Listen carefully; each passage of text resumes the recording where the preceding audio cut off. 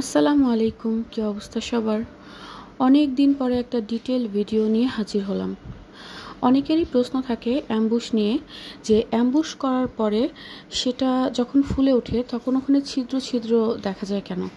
আবার অনেকের প্রশ্ন থাকে যে অ্যাম্বুশটা করার পরে ওটা কাপড় থেকে উঠে আসে কেন? হ্যাঁ, তো এরকম বিভিন্ন ধরনের প্রশ্ন থাকে। আজকে এই ভিডিওতে আমি খুব সহজে এইগুলোর সমাধান দিব। তো দেরি না করে ভিডিওটা শুরু করা যাক। যেহেতু অ্যাম্বুশ কিভাবে মিক্স করতে হয় কেমিক্যালের সাথে, সেই ভিডিও, আমার ডিটেল ভিডিও কিন্তু চ্যানেলে আগে দেওয়া আছে, যে কারণে আমি ওই মিক্স করার প্রসেসটা এখন দেখাবো না, শুধু প্রবলেমগুলো কিভাবে সলভ করা যায় সেটাই বলবো।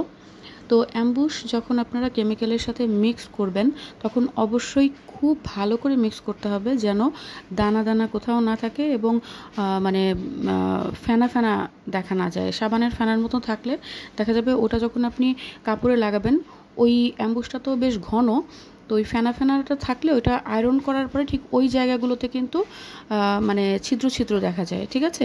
তো যে কারণে অ্যাম্বুশটাকে খুব ভালো করে গুলিয়ে নিতে হবে এক। তারপরে হচ্ছে অ্যাম্বুশটা মানে কাপড় থেকে খুলে আসে কেন? অ্যাম্বুশটা খুলে আসতে পারে তার একটা অন্যতম কারণ হচ্ছে যদি আপনি অতিরিক্ত পরিমাণে হিট দিয়ে ফেলেন এবং অ্যাম্বুশটাকে অনেক বেশি পরিমাণে মানে ফুলিয়ে ফেলেন এবং কাপড়টা দেখবেন ঘুচিয়ে যায়, আর ওই ক্ষেত্রে অ্যাম্বুশটা কিন্তু কাপড় থেকে উঠে আসতে পারে। এই জন্য অ্যাম্বুশ পেইন্ট আপনি কোন ধরনের কাপড়ে করছেন, সেটা কি কটনে করছেন, বা কটন হলে কাপড়টা আসলে কতটা থিকনেস, অনেকগুলো আছে ভয়েল, আবার কোনোটা আছে একটু মোটা যা লিলেন আছে, ঠিক না?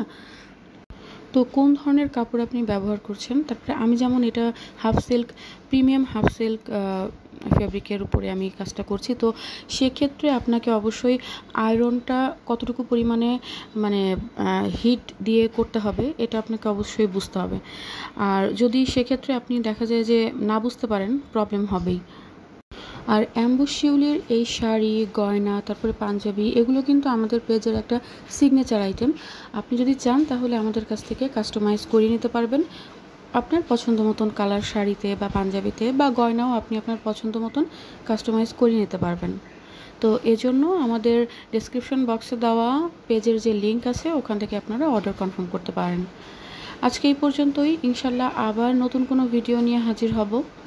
সবাই ভালো থাকবেন, সুস্থ থাকবেন। আসসালামু আলাইকুম।